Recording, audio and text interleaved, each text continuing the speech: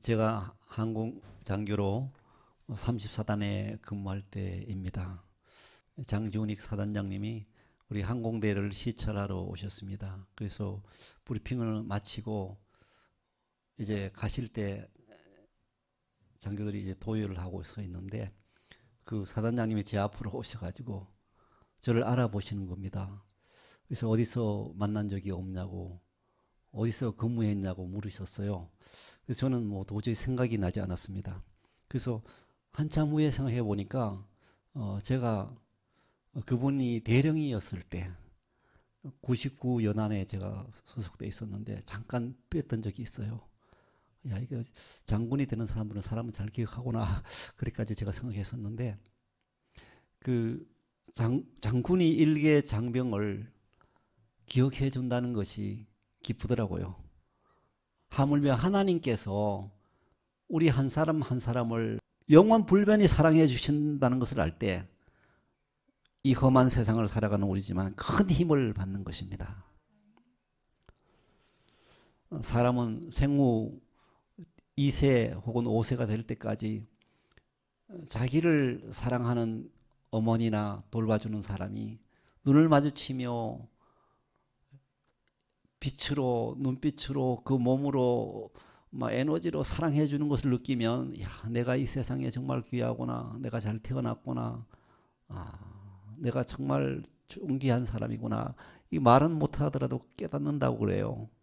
그러면 이제 남들도 중요하고 나도 남들 위해 살겠다, 이렇게 인격으로 성숙해 나가는데, 그 순간에 이제 기본적인 신뢰가 생기는 거예요. 이 세상은 살만하고 나는 정말 나이고 자신감이 있고 자존감이 있고, 그래서 앞으로 인생을 살아갈 때 건강하게 살아간다는 것이죠. 근데 그런 사랑을 받지 못하면 어딘가 힘이 빠지고 어깨가 초늘어지고 인생을 방황하며 어렵게 살 수가 있는데요.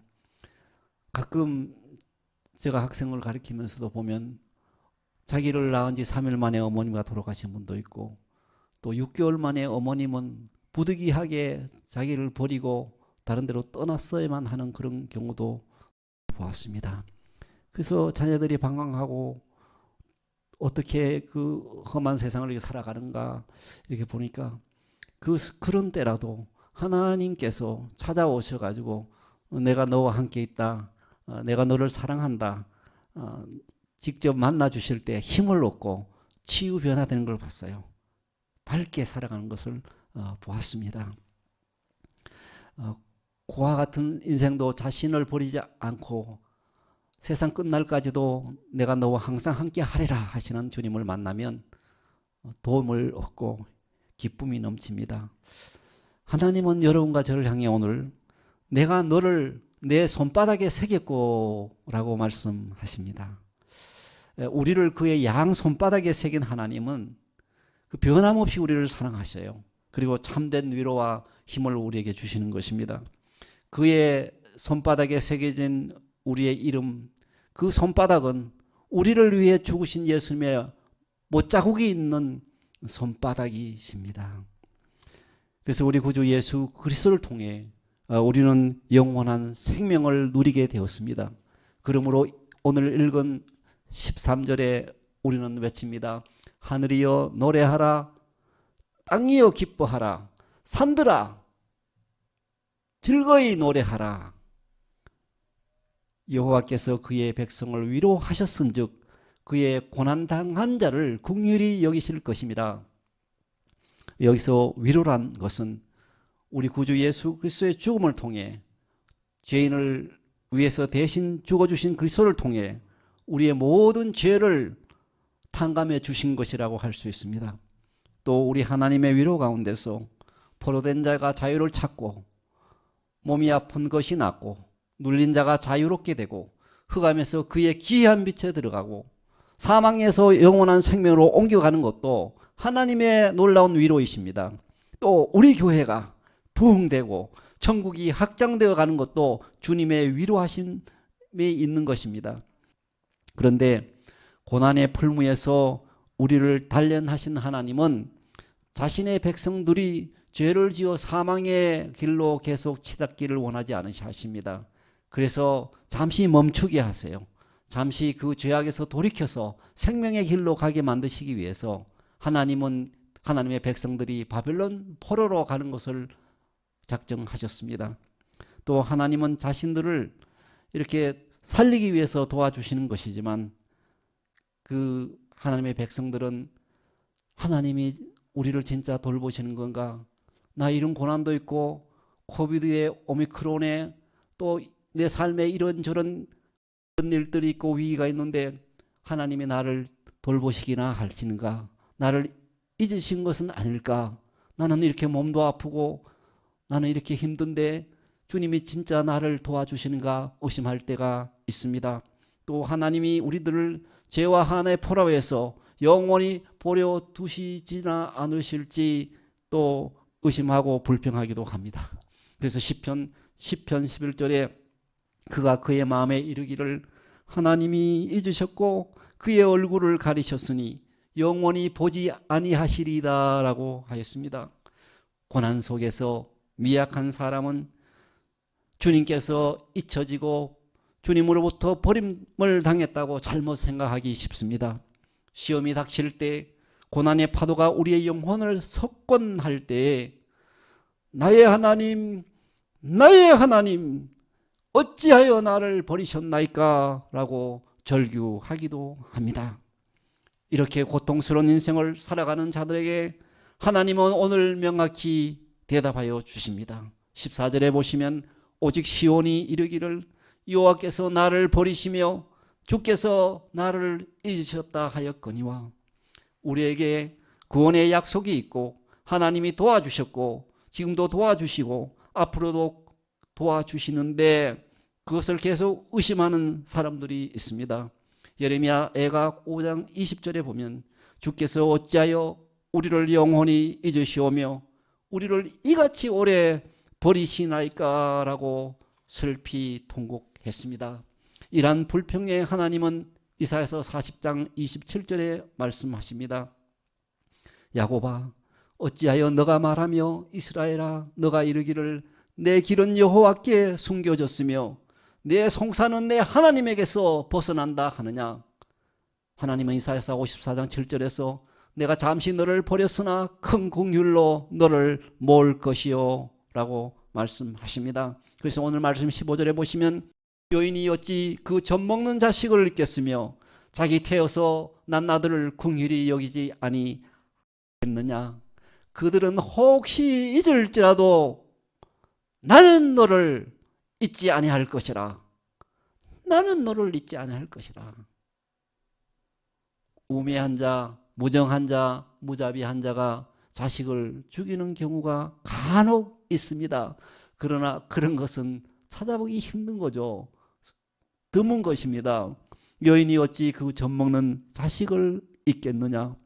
어머니는 자기 자식에게 관심을 기울일 수밖에 없습니다. 아기는 그의 한 부분이자 자신에게서 아주 최근에 떨어져 나간 부분이기 때문입니다.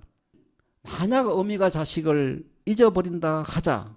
그렇더라도 우리 하나님은 말씀하시기를 그들은 혹시 잊을지라도 나는 너를 잊지 아니할 것이다 라고 강조하십니다. 그래서 시편 8편 5절에서 사람이 무엇이기에 주께서 그를 생각하시며 인자가 무엇이기에 주께서 그를 돌보시나이까 라고 고백했습니다. 우리 하나님은 말씀하십니다. 이사야서 49장 16절 오늘 말씀에 내가 너를 내 손바닥에 새겼고 손바닥은 자주 들여다 볼 수 있게끔 아주 가까이에 있습니다. 제가 지난주 성전에 있는 이 테이블에 테이프가 끈적끈적하게 붙어 있어가지고 이 못 쓰는 칼을 가지고 이렇게 긁었어요. 긁으니까 이게 잘 안 지워져서 힘을 줘서 이렇게 긁으니까 나가는데 그러다 보니까 휙 해서 이 왼손에 제 손을 또 찔러가지고 여기에 바늘 같은 빗방울이 맺혀 있어요. 지금도 아직도 있는데 근데 이걸 볼 때마다 이 선명하게 보이는 이 빗방울 그러면서 하나님이 그의 손바닥에 나를 새기셨구나. 하나님이 그의 손바닥에 나를 볼 때마다 나를 잊지 않고 나를 생각하시고 영원히 변치 않고 나를 사랑하는구나. 그렇게 생각하니까 은혜가 되는 겁니다. 그 사랑이 놀라웠습니다. 그리고 매 순간 나를 선명히 보시며 그의 손바닥에서 나를 선명히 보시며 계실 우리 사랑하는 하나님을 또 올려 보았습니다. 여러분도 한번 하나님의 손바닥에 여러분의 이름을 주님이 새기셨는데 매 순간 여러분의 이름을 기억하시고 여러분의 얼굴을 떠올리며 여러분의 모든 실상을 아시고 도와주신 하나님을 기억해 보시기를 바랍니다. 광야 같은 세상에서 내 혼자라고 생각할 때가 있습니다. 근데 하나님은 우리의 이름을 아시고 우리 삶을 주관하고 계시고 우리를 결코 버리지 아니하십니다. 너를 낳은 부모는 너를 버릴지라도 그런 일은 없지만 그럴지라도 나는 너를 버리지 아니한다.